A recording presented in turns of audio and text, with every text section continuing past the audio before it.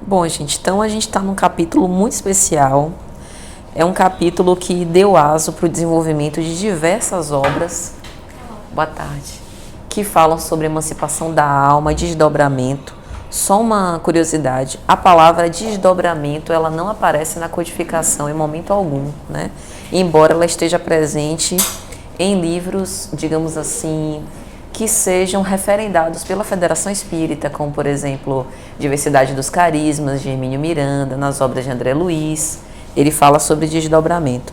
Mas é aquela questão que a gente já conversou desde o aprofundamento 1, que a gente deve cuidar menos da palavra e buscar mais o sentido, né? Então, o desdobramento falado nessas outras obras fazem menção à emancipação da alma e muitas vezes são utilizados como ferramentas de auxílio, de serviço, né? Então, esse capítulo a gente vai falar hoje, né, sobre sono e sonhos, visitas espíritas entre pessoas vivas e transmissão oculta do pensamento. Para começar, eu queria narrar aqui uma história que está na obra Libertação, pelo Espírito André Luiz, no capítulo que ele intitula Em Aprendizado. Ele estava numa excursão junto com o mentor, né, o supervisor dos trabalhos, e eles vão até uma casa onde um casal vivia, né? E esse homem era casado com uma mulher que André Luiz, desencarnado, logicamente, a mulher encarnada, se impressiona com a tamanha beleza da mulher, né? Uma mulher de posses, de porte fino, muito bonita, né? E ele disse que ela encarnada lembrava as princesas, né? Uma delicadeza, uma sutileza, que ele ficou impressionado. E junto desse casal tinha um espírito desencarnado de uma mulher que era a antiga esposa do homem, que vivia ali no lar, porque ela tinha deixado um filho órfão, né, que era o filho do casal, e quando o benfeitor e André Luiz chegam, ela faz queixa.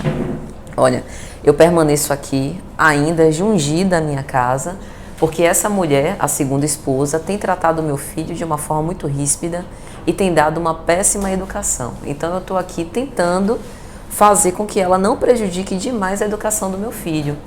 E André Luiz cogitou que talvez aquilo dali fosse um pouco do ciúme, né, dela ainda não ter entendido a nova condição espiritual, e aguardou. Aí já era próximo da hora de dormir, o novo casal, se recolhe no leito.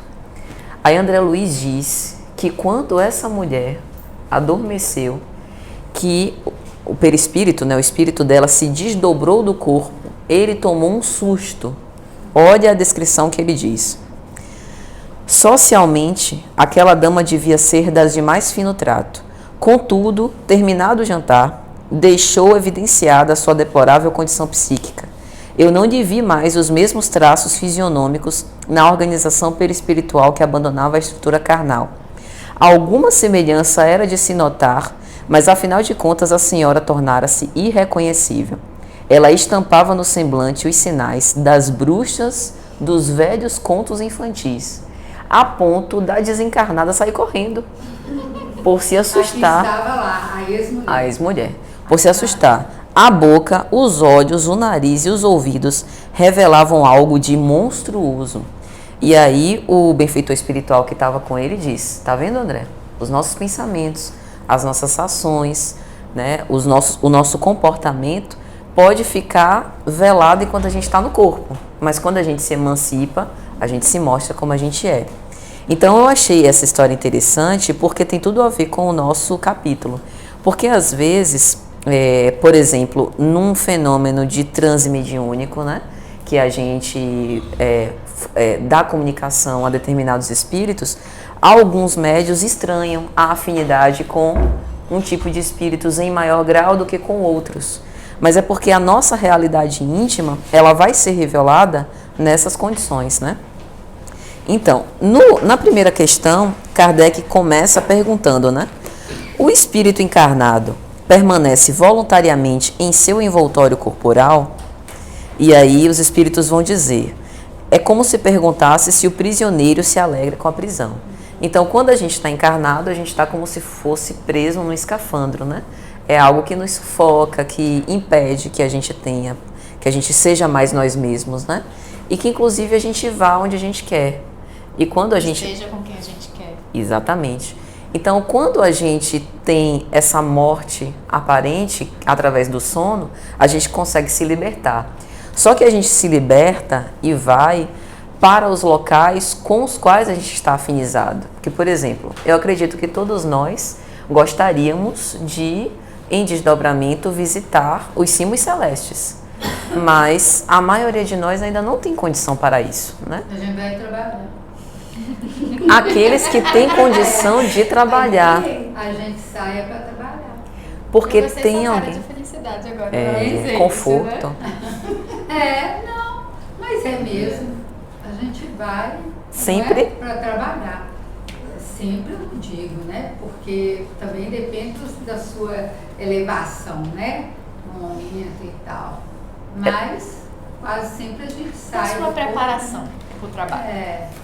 Isso. Porque assim, depende da condição. Porque como é que a gente pode ser útil se a gente intimamente estiver desorganizado, né? Há trabalhos de todos os níveis, né? Mas a gente precisa de um grau mínimo de organização, de entendimento. Nem sempre o trabalho será por livre e espontânea vontade, como a Maura trouxe. Às vezes será um trabalho compulsório. Mas até para isso, a gente precisa ter preparação. Então é por isso que a gente vê tanto na doutrina espírita se falar que a gente precisa se preparar para dormir. Primeiro porque a gente pode não voltar. Pode ser o último sono, né? Segundo porque, como a gente está mais livre, os laços que nos ligam ao corpo estão mais afrouxados, a gente vai para onde o nosso modo psíquico de viver nos arrasta. Então, como eu estava dizendo, muitos de nós pretenderíamos ir para as esferas celestes, mas a maioria de nós não está afinizada com isso. Então a gente vai para onde, não é para onde o nosso comportamento nos leva, que pelo comportamento a gente pode até para a sociedade ter um comportamento irrepreensível, mas a nossa realidade íntima, como nesse caso, né, nos leva... Que não dá para esconder quando você sai do corpo. Exatamente.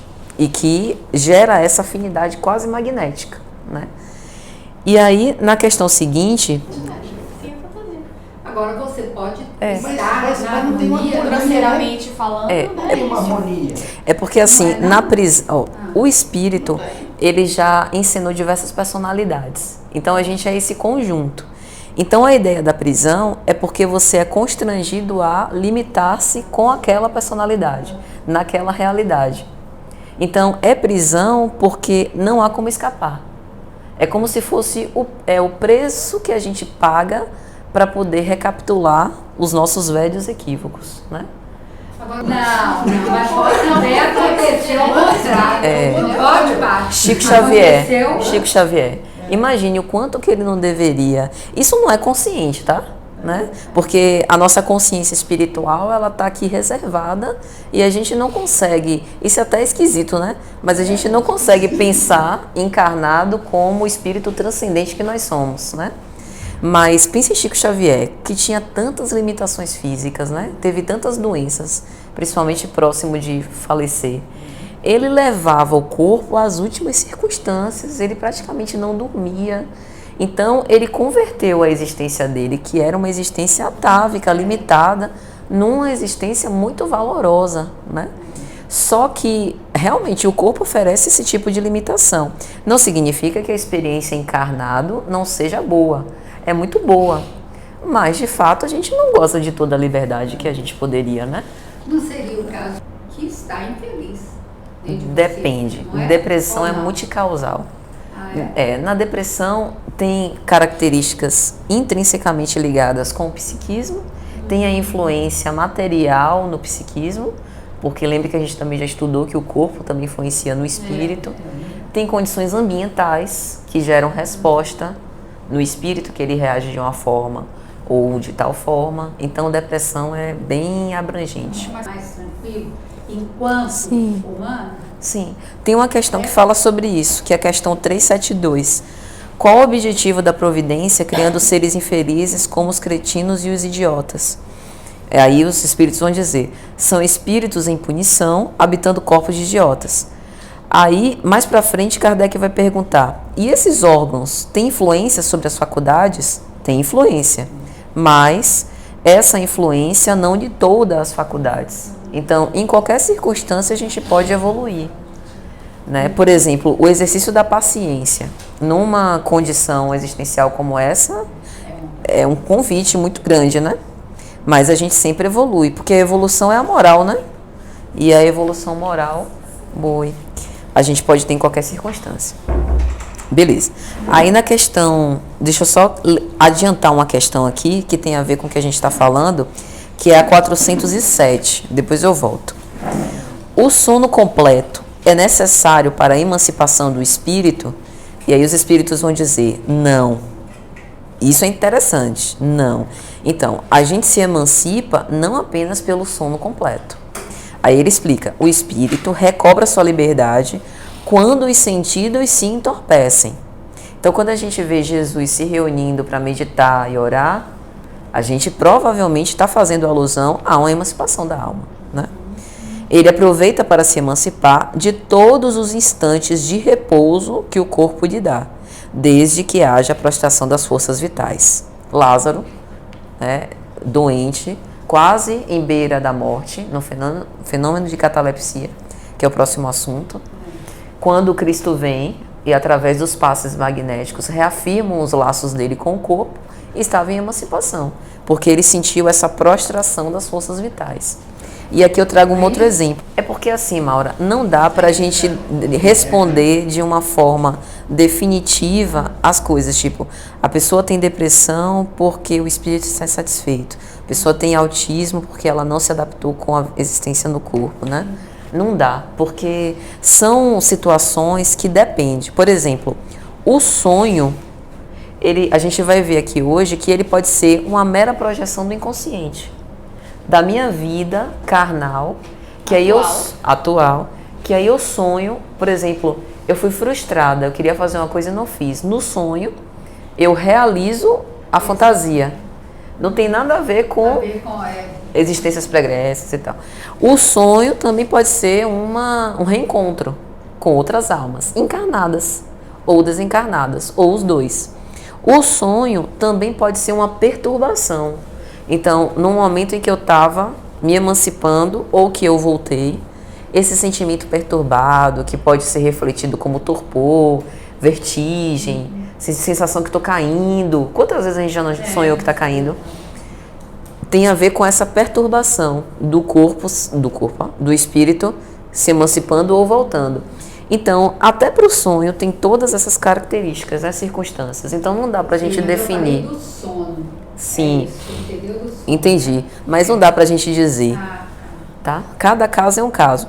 Então, aqui, por exemplo, sobre isso de não precisar dormir, tem um caso em Diversidade dos Carismas. Vocês já leram esse livro? É um livro que não dá para você ler de vez. Você compra ou vê pela internet e vai lendo aos poucos, porque ele conta uma série de casos sobre experiências anímicas e mediúnicas. Aí tem um caso, que é o caso de Regina. Aí Hermínio vai dizer o seguinte, só uma curiosidade, carisma foi uma palavra que Paulo cunhou em uma de suas epístolas. Ele colocou o nome de carisma sobre a experiência mística que a gente tem com a mediunidade, né? Seja a percepção de uma intuição, seja a experiência mediúnica propriamente dita. Bom, então tem um caso de Regina que Hermínio vai dizer assim, lembra Regina que muitas dessas experiências reveladoras ocorriam em plena vigília, então no estado normal, sem dormir, sem nenhum transe, ela era uma médium, desdobramento ou sono, sonho. Conforme vimos, ela vivia literalmente duas realidades fundidas em uma só, sem entender o que se passava com ela. Chico e Divaldo, já no final da vida, no caso de Chico, também passavam por isso. Tanto que Divaldo relata dificuldade para dirigir, por conta dele não conseguir desvencilhar o que é encarnado e o que é desencarnado. Então, no caso de Regina, ela estava começando a enveredar pela loucura. E isso pode acontecer se a pessoa não tiver orientação. Ela não conseguia discernir o que era encarnado e o que era desencarnado, e estava afetando, né, na vida dela. Aí Hermínio, a continuar aquilo, caminharia irremediavelmente para o desequilíbrio mental e a alienação, que provavelmente não estavam no seu programa. Então, a mediunidade é uma coisa boa? Lógico que é, né? É uma ferramenta de aprimoramento nosso e dos outros. Mas a gente, ao se deparar com isso e ter essas consequências, digamos assim, que nos causam prejuízo, a gente precisa também recorrer à medicina e à psicologia. Porque a gente está no corpo. Então, a gente precisa caminhar com os dois juntos. Então, para que eu estou citando esse caso? Porque aqui é um caso típico disso. De que, nesse caso, era uma média bastante ostensiva, não precisa dormir para poder se desdobrar. Como Larissa falou, né? Mas, em geral, nós que somos meros mortais, a gente precisa ter um sono mais pesado, né? Para ter essa experiência. Aí, talvez um tempo também para descansar o corpo, né? Porque exato. o corpo não dorme bem também quando o espírito volta, vai ter a perturbação.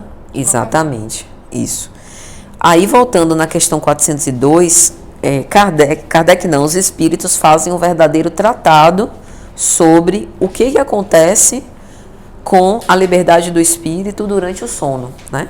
Então, é uma questão bem longa aqui. Eu grifei alguns trechos. Tem o primeiro trecho que está na minha página 187. O parágrafo.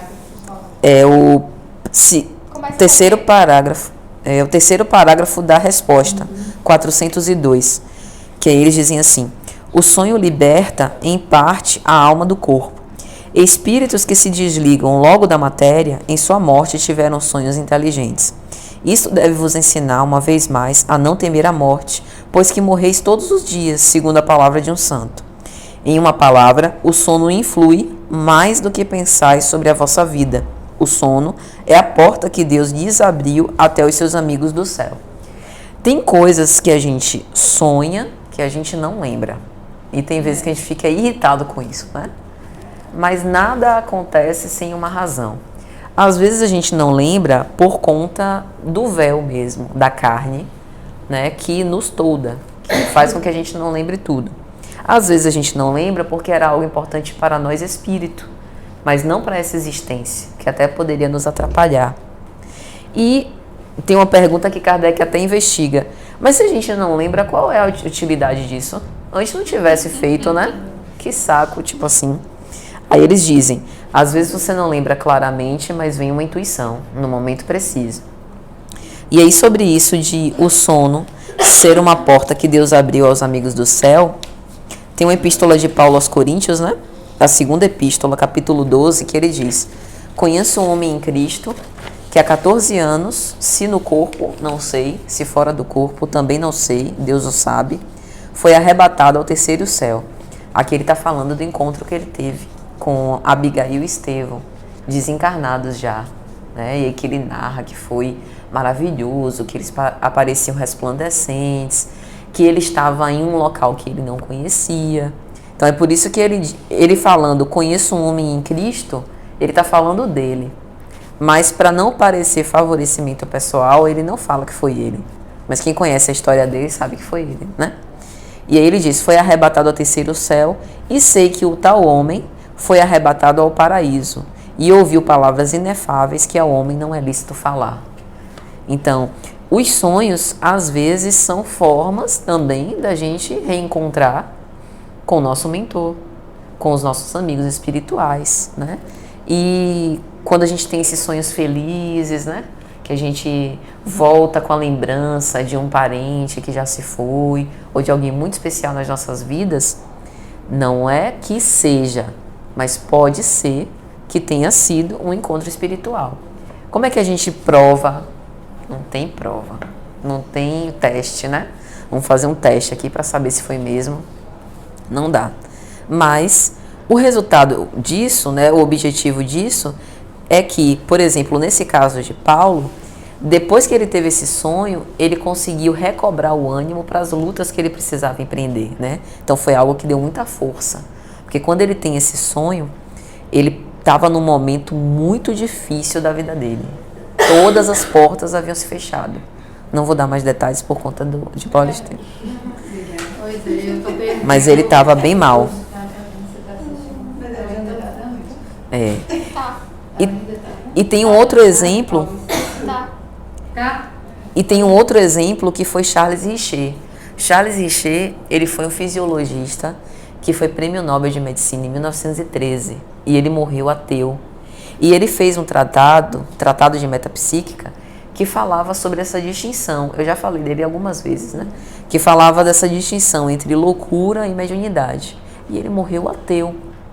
Então, tem uma carta de Humberto de Campos, que Humberto de Campos vai dizer que através dos sonhos, ele tinha esse encontro com Leon Denis, com diversos espíritos, que tentaram convencer ele para que ele declarasse a imortalidade da alma, né? E as verdades espirituais, mas não conseguiram convencer. É aquela coisa de ter a intuição me levando a assumir um determinado papel, mas a decisão é do espírito. É o livre-arbítrio. É o livre-arbítrio, que é respeitado. Então, a obra dele foi uma obra maravilhosa, que o rendeu o Prêmio Nobel. E que foi uma obra que serviu para o desenvolvimento, sabe esses novos avanços científicos da espiritualidade que a gente está vendo? Ciência comprovando a espiritualidade? Beberam aqui, na fonte de Charles Richer. Então, ele teve a sua contribuição, muito boa, mas ele poderia ter ido mais além.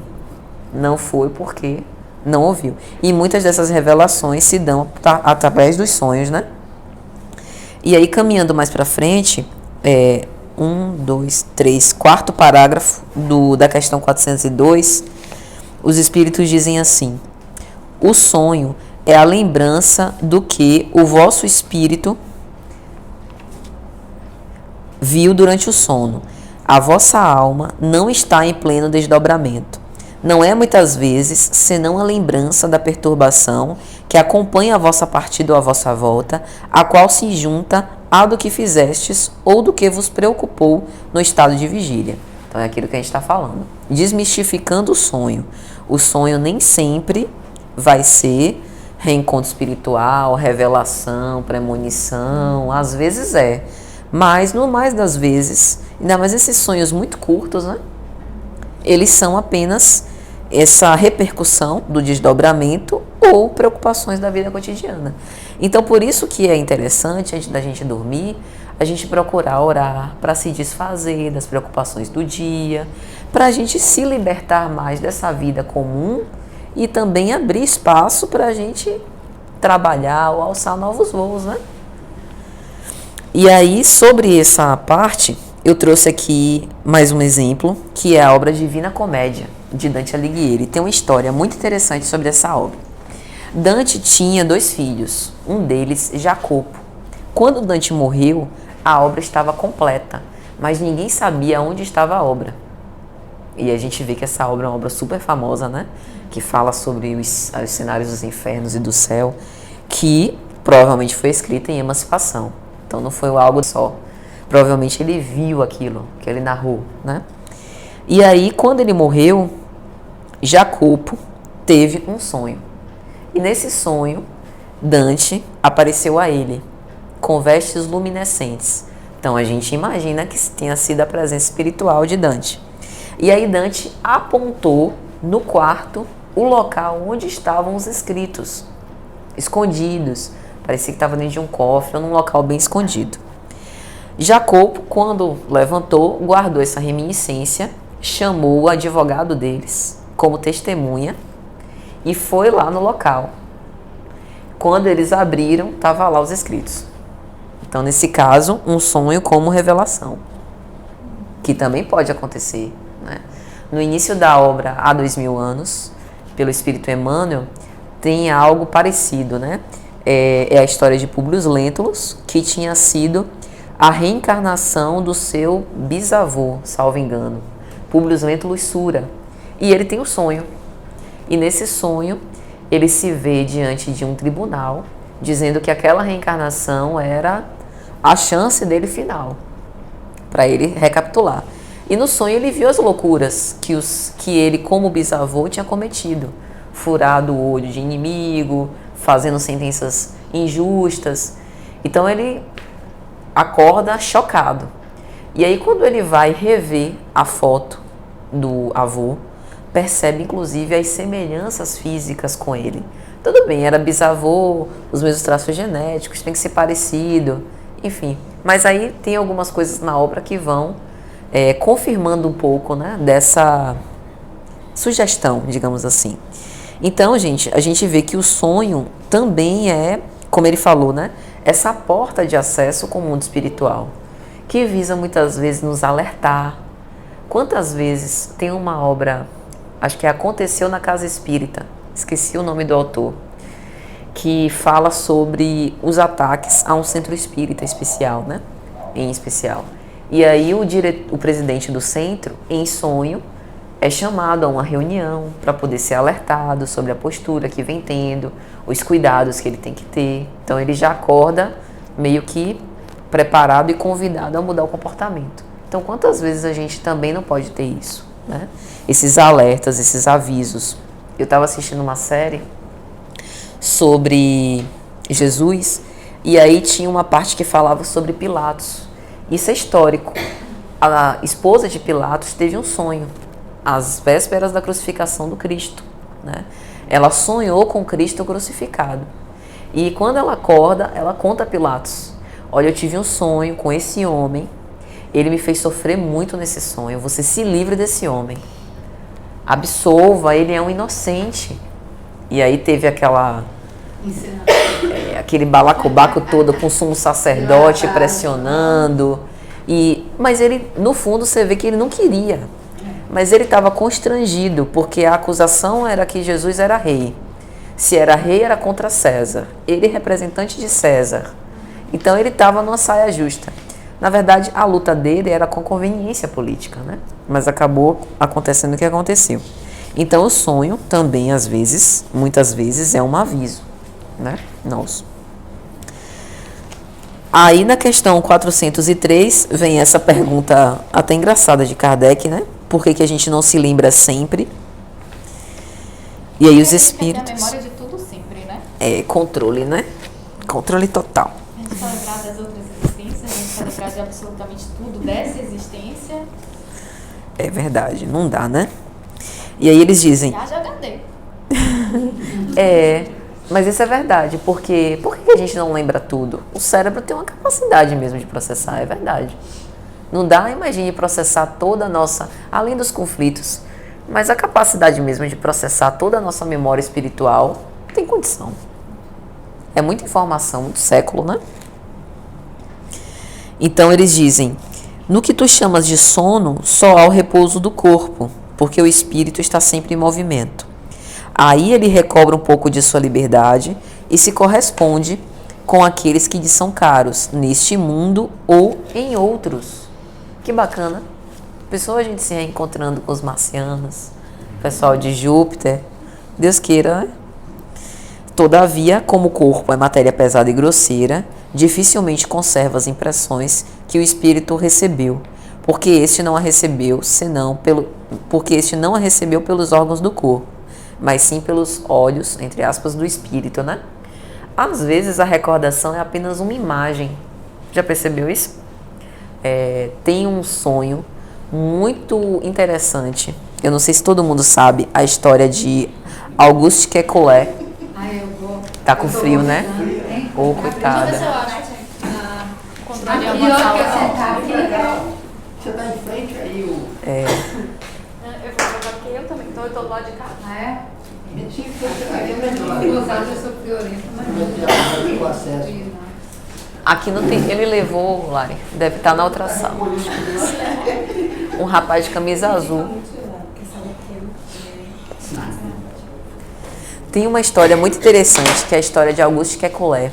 Ele foi um químico e ele estava tentando chegar à formação da molécula de benzeno e ele não conseguia equacionar, parece que faltava alguma coisa. Ele sabia que era uma cadeia de carbono e hidrogênio, mas o desenho, né, o diagrama, digamos assim, do negócio, ele não conseguia equacionar. Ele dormiu, né, cansado, dormiu em frente a uma lareira. E aí, na lareira, ficam as faíscas crepitando, né? E eu sei que ele dormiu pensando nos átomos de carbono e vendo a lareira. Aí daqui a pouco ele adormeceu profundamente e sonhou com uma cobra. E nesse sonho tinham várias cobras passando, um sonho meio doido. E no final ficou uma cobra correndo em torno do rabo, formando um símbolo circular. Quando ele acordou, assustado, olhando para a lareira, viu que não tinha cobra nenhuma, ele chegou à conclusão que era aquilo que faltava. E quando a gente vê a molécula lá do benzeno, é uma cadeia hexagonal. E fica girando, ela fica no círculo completo. Isso, o elo aromático que chama, né? Um círculo completo dentro da cadeia hexagonal, que era a cobra. Então, às vezes, o sonho vem pra gente, a gente acorda com uma imagem. No caso dele, a cobra girando em torno do rabo, né? Ou alguma imagem que a gente tinha, a lembrança de alguém ou de algum fato. E às vezes a gente não consegue entender de pronto. Esses símbolos também seja uma forma forma da de gente decodificar aquela mensagem. Eu penso na cobra porque talvez o movimento das faíscas lembrassem, né? Uma cobra com aqueles movimentos meio, enfim. Às vezes tem isso da gente tentar racionalizar o que a gente está Excessivamente. vendo, né? E aí na questão 404, Kardec pergunta: que pensar da significação atribuída aos sonhos? Bom, os sonhos não são verdadeiros como entendem certos adivinhos, porque é absurdo crer-se que sonhar com tal coisa anuncia tal coisa. Eles são verdadeiros no sentido de que apresentam imagens reais para o espírito, mas que frequentemente não têm relação com o que se passa na vida corporal. A gente tem diversos astrólogos, com todo o nosso respeito, né, que escrevem livros sobre sonhar, né, sei lá, comendo banana significa tal coisa, sonhar com o oceano, sonhar com cobra, jogue no bicho, né? Então, é lógico que isso daqui não tem respaldo. Em 1900, Sigmund Freud escreveu um livro sobre isso, a interpretação dos sonhos. E aí ele comprovou que os sonhos têm um significado. Freud era materialista, mas ele comprovou na obra dele que os sonhos têm um significado pessoal. Então, eu sonhar com cobra, na visão dele, era uma projeção do meu inconsciente. E aí ele interpretava isso para a minha realidade. Vamos supor, a Patrícia já sempre tem uma vida muito castrada, então ela sonha com isso pode se remeter a um período dela da infância, ou uma fantasia dela querer fazer tal coisa. Para a Larissa já é outra coisa, entende? Então os psicólogos têm essa ideia, em geral. Mas e aqui, o que o Espiritismo está dizendo? Que a gente não tem um significado literal dos sonhos, mas eles foram experiências ou imagens psíquicas reais que têm alguma razão de ser para o espírito que sonhou, né? Então isso é interessante para a gente desmistificar, né? Que o sonho não tem força de lei, né? E aí na questão subsequente, 405, Kardec pergunta: vêm-se frequentemente em sonhos coisas que parecem pressentimentos e que não se cumprem. De onde vem isso? Eles podem se cumprir para o espírito, se não para o corpo. Isto é, o espírito vê a coisa que deseja porque vai procurá-la. Então é aquela coisa de, às vezes, o sonho ser uma realização da minha fantasia, que eu não consegui quando encarnado. É preciso não se esquecer que durante o sono a alma está sempre mais ou menos sob a influência da matéria e que, por conseguinte, ela jamais se liberta completamente das ideias terrenas. E aí ele fala das preocupações em estado de vigília. Ou pode ser que o pressentimento ainda vai se cumprir, né? Divaldo tem uma frase, uma colocação que ele fala isso, né? Certa vez chegou uma senhora me dizendo: Divaldo, eu tenho muito sonho premonitório, mas eu estou observando que as coisas não estão acontecendo. Aí ele: minha filha, só tem uma forma da gente saber se o sonho é premonitório mesmo. Deixa acontecer. Se não aconteceu ainda dá tempo. Até você morrer. Se não aconteceu, eu sinto muito. Mas é aquele tipo de coisa, né? Tem que deixar o tempo. E aí, sobre isso, tem uma outra parte da obra Libertação, de André Luiz, que é muito interessante, a colocação do instrutor. Ele diz assim: não mediste ainda, André, a extensão do intercâmbio entre encarnados e desencarnados. A determinadas horas da noite, existe uma grande porcentagem dos semilibertos do corpo que, pela influência natural do sono, permanece detida ainda nos círculos de baixa vibração, qual este em que nos movimentamos provisoriamente. Então aqui ele está falando de muitos de nós que não conseguimos efetivamente nos desdobrar. Porque o desdobrar aqui, que a gente está citando, é eu expandir, emancipar e ir para outros lugares. A maioria de nós fica por aqui mesmo, na região, ou no mundo encarnado, ou próximo à crosta. Então a gente não tem outras grandes experiências, né? Agora veja um motivo que o instrutor vai dizer. Por aqui muitas vezes se forjam dolorosos dramas que se desenrolam nos campos da carne. Grandes crimes têm nesses sítios as respectivas nascentes. A gente está falando de crimes sendo elaborados em emancipação. Então, assim como a gente pode ter sonhos maravilhosos, como foi o de Paulo, a gente também pode se encontrar, a depender da vibração, com espíritos que estejam alimentando crimes ou que estejam procurando encarnados para levar aquilo dali a feito, a realizar.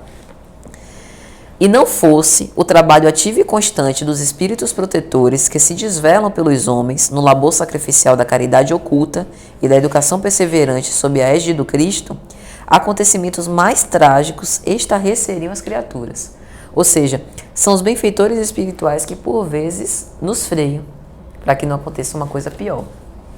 Então, isso é chocante, eu sei, mas é importante para a gente ver a responsabilidade que a gente também tem, não apenas na vigília, mas enquanto está dormindo.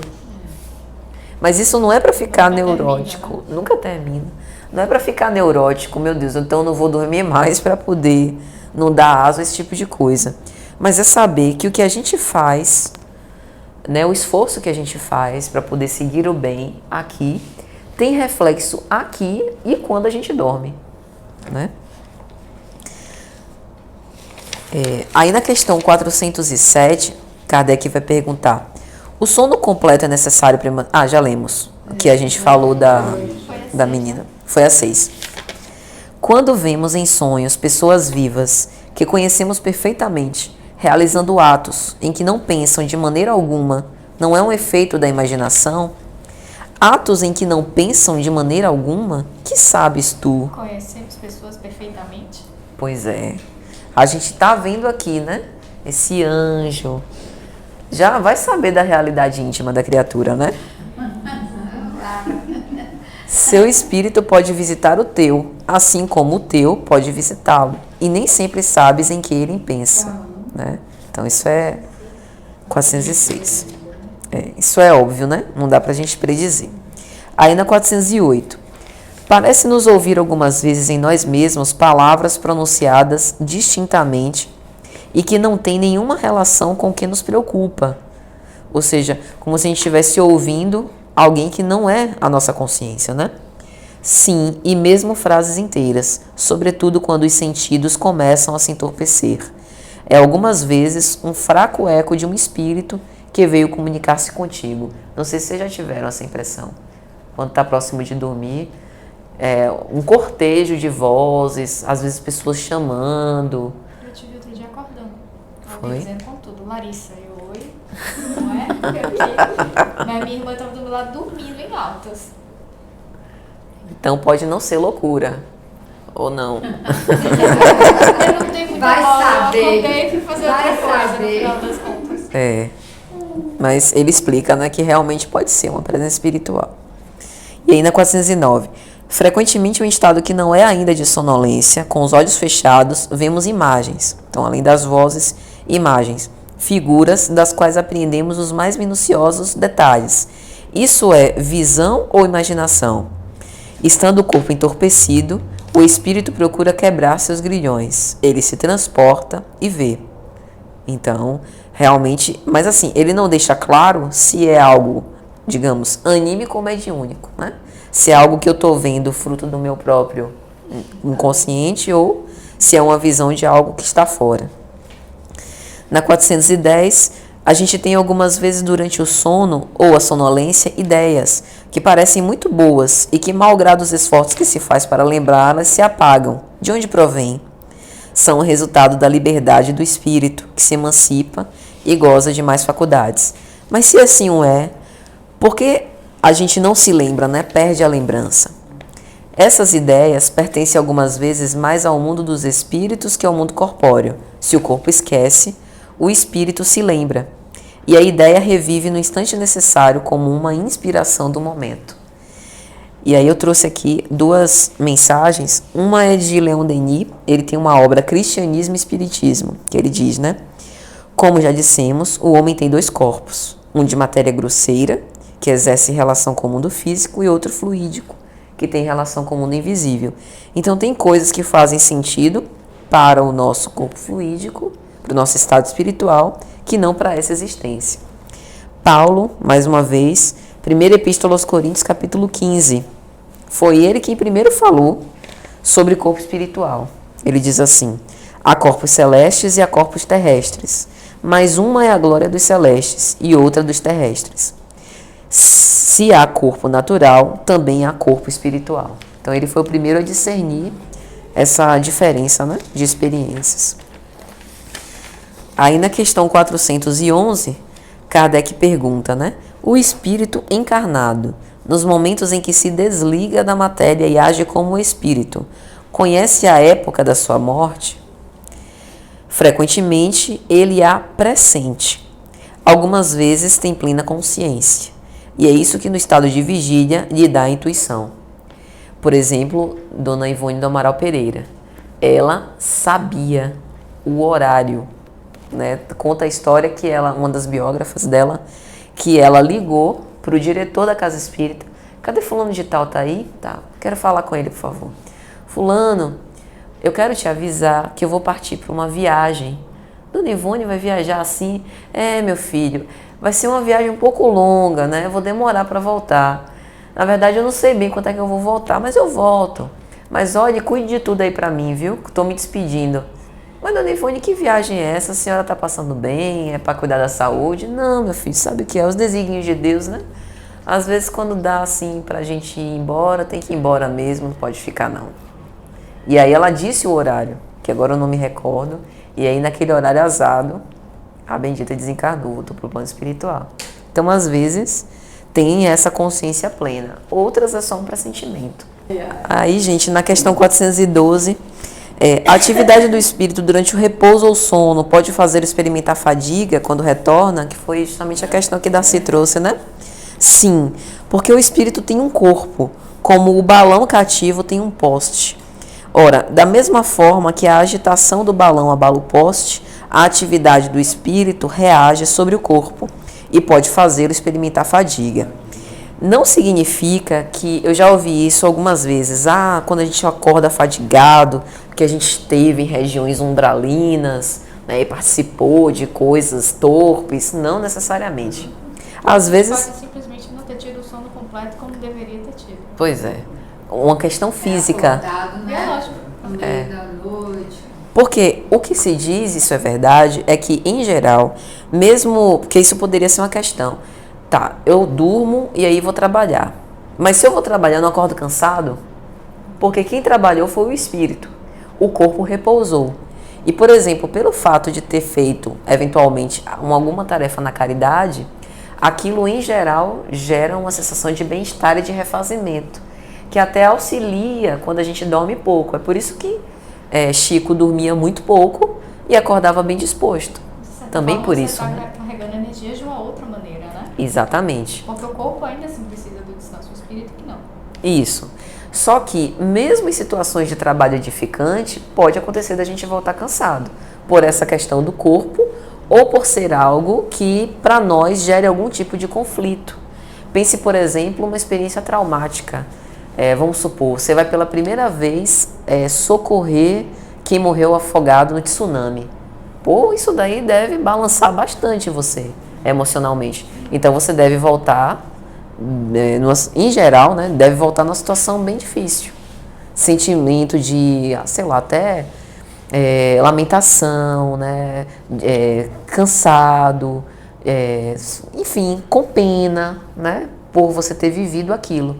Então, nem sempre o labor edificante vai nos causar uma sensação de alívio e de reconforto. Às vezes vai ser um trabalho penoso mesmo, né? E aí entra na parte de visitas espíritas entre pessoas vivas. Questão 413. Do princípio de emancipação da alma durante o sono, parece resultar que temos uma tendência, a do corpo e a da alma. Isso é exato?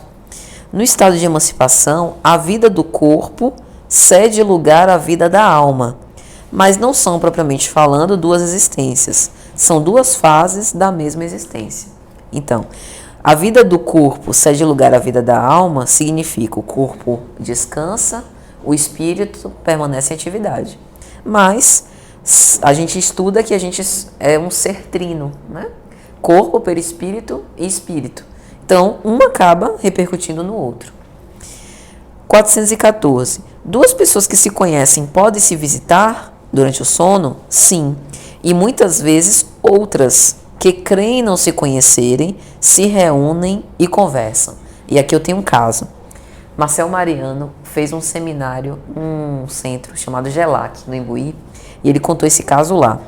Ele disse que estava numa cidade do interior da Bahia e ele tinha feito uma viagem de ônibus, se eu não me engano, e tinha chegado muito cansado, de madrugada. E a palestra dele era no dia seguinte. Então foi uma noite difícil, que ele estava muito cansado, dormiu pouco. E nessa noite ele teve uma experiência, um encontro entre pessoas vivas. Ele se viu num salão e aí quando ele teve esse sonho, as pessoas receberam ele. Marcel, que bom que você chegou. A gente estava só aguardando você. E quando ele viu, tinha uma mesa redonda e na mesa estava sentado o padre Fábio de Mello. E ele contando isso no seminário, né, dizendo que ele não conhece o padre, mas esteve com o padre. Que é isso de pessoas que aparentemente não se conhecem. Enfim, o evento era uma palestra para emancipados sobre Jesus, de diversos aspectos. Ele ia falar sobre o viés espírita, padre Fábio de Mello sobre o viés católico e tinham outros participantes. Então ele, em vida, ia fazer a palestra no dia seguinte e em sonho estava fazendo palestra também, né? Ele até brincou com isso. Então, quando ele acordou, ele guardou a lembrança do encontro e registrou, né? Para não perder essa história, né? E aí ele conta isso. Então, isso também pode acontecer conosco, né? Mas nem sempre a gente vai, eventualmente, conseguir se lembrar. Aí na questão 415. Qual pode ser a utilidade dessas visitas noturnas, uma vez que delas não nos lembramos? Fica comumente ao despertar uma intuição, que é parecido com o que a gente já leu. 416. O homem pode provocar as visitas por sua vontade? Por exemplo, dizer ao dormir, esta noite eu vou me encontrar em espírito com tal pessoa, falar e dizer de tal coisa. Pensa numa briga, né?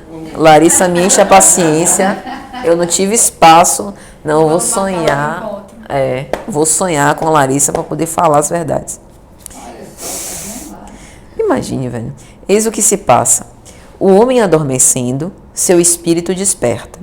E o que o homem resolveu, o espírito frequentemente está bem longe de seguir. Porque a vida do homem interessa pouco ao espírito, quando este está desprendido da matéria. Veja que coisa interessante, né? Parece que a gente espírito é uma pessoa completamente diferente da gente encarnada. A que se deve isso? Porque quando eu estou no corpo, eu tenho uma família, eu tenho uma reputação, Suas preocupações. tenho uma preocupação, tenho uma história de vida, e eu como espírito vejo além. Às vezes a enfermidade que eu tenho, eu gostaria, lógico, como humana que sou, de me livrar. Mas como espírito percebo que aquela enfermidade pode ser um aprendizado interessante. Isso não necessariamente indica que a gente como espírito é mais evoluído do que encarnado. Porque a evolução é uma só, né? Não dá para evoluir como espírito e como encarnado ter uma evolução diferente, é uma só. A grande questão é que quando a gente está no corpo, tem outras exigências, tem outras tentações, tem outras seduções que fazem com que a gente esqueça aqueles valores que a gente tem como espírito. Então é como se, como se fosse uma situação diferente. Quer ver uma coisa? eu caminhando na vizinhança onde eu nasci, em geral a gente age com despreocupação, porque eu conheço todo mundo, sei, né, que horário fecha as coisas, conheço as pessoas. Quando a gente vai para um lugar diferente, que a gente não conhece, um país diferente, que a gente não conhece os hábitos, a gente já fica mais cabreiro, né, já fica se cercando de cuidados, não se expõe tanto, tem mais vergonha algumas vezes, porque a gente não conhece os costumes, como as pessoas dali são. Então eu imagino que seja mais ou menos isso, da gente espírita e da gente encarnado. Encarnado a gente tem outros interesses mais imediatos, né? Então, por vezes a gente é mais induzido quando encarnado, mas a gente só vai se a gente quiser. Isso que é interessante. Veja que os valores a gente já tem, em espírito ou encarnado. Mas a gente cede às paixões ou às tentações, se a gente quiser. Mas, de fato, é uma sedução bastante, como é que eu posso dizer? Tentadora. 416, isso, 17. Um certo número de espíritos encarnados pode se reunir em assembleia sem nenhuma dúvida. E é o que a gente mais vê ocorrer na literatura mediúnica, né? Com esse caso de Marcel, que os espíritos se reuniam para instrução, uma reunião familiar antes da gente reencarnar, ou para a gente receber os nossos filhos, né? Então isso acontece a miúde. 418. Uma pessoa que acreditasse um de seus amigos morto, enquanto ele não esteja, poderia se encontrar com ele em espírito e saber, assim que está vivo, poderia nesse caso ter uma intuição ou despertar. Como espírito, certamente pode vê-lo e conhecer sua sorte. Se não lhe é imposta como uma prova a crença na morte do amigo, ele terá um pressentimento da sua existência, como poderá tê-lo de sua morte. Então, a pergunta de Kardec é interessante, porque, primeira coisa, tem como a gente identificar em emancipação quem está vivo e quem está desencarnado? Já ouvimos falar do cordão de prata, né? Que nos espíritos encarnados permanece ligado, a ligação do perispírito com o corpo. Então é assim que a gente visualmente falando dos olhos espirituais, né? A gente consegue discernir. Por exemplo, numa assembleia dessa, no mundo espiritual. Além disso, a pergunta dele também fala o seguinte: se eu tiver uma premonição, eu posso ajudar um amigo ou outra pessoa falando do que eu sonhei, em sonho mesmo, para que ele possa se resguardar? E aí a resposta é interessante.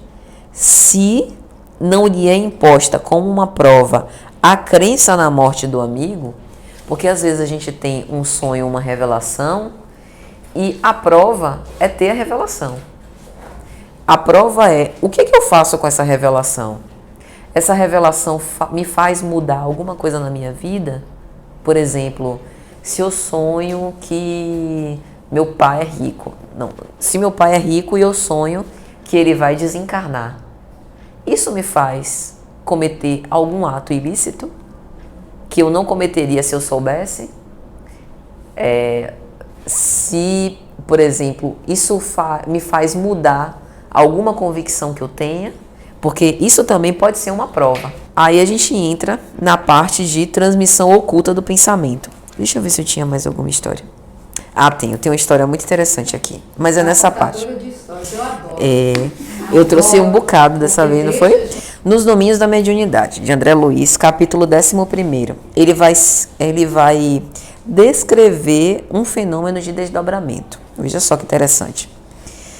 O desdobrado, que é o médium, ele estava encarnado ainda. E aí um outro irmão desencarnado ajuda ele no desdobramento. Isso também pode acontecer, né? Ou pode ser um desdobramento individual, digamos assim. Aí nesse caso tinha uma ajuda. Aproximou-se dele o irmão Clementino e, à maneira de magnetizador comum, impôs-lhe as mãos, no encarnado, aplicando-lhe passes de longo circuito. Castro, que era o encarnado, como que adormeceu devagarinho.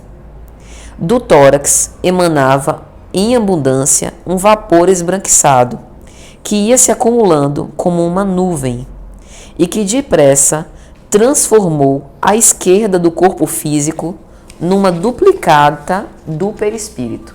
Então veja só, através de uma indução magnética, o desencarnado aplicou uma espécie de passe vigoroso no que estava encarnado e ele começou a ter uma indução ao sono e aí se formou uma espécie de vapor do lado do corpo físico que ia modelando, fazendo uma cópia do perispírito dele, tá?